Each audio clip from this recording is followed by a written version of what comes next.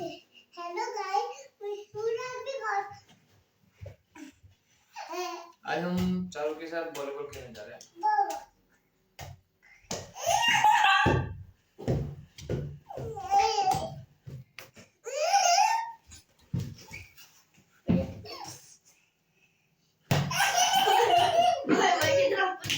पापा accident हो गया मेरा।